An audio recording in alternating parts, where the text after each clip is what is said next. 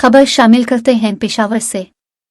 खैबर में बाड़ा बाजार में धमाके और शदीद फायरिंग की इत्तलात हैं। मीडिया रिपोर्ट्स के मुताबिक बाड़ा बाजार में धमाके के बाद शदीद फायरिंग भी की गई। बाड़ा बाजार में थाने के मरकजी गेट के करीब धमाका हुआ। धमाके की जगह से धुआं उठता हुआ भी दिखाई दे रहा है।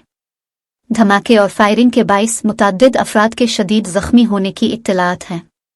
जख्मियों को डवगिरा अस्पताल मुंतकिल किया जा रहा है। धमाके के बाद बाड़ा बाजार को बंद कर दिया गया।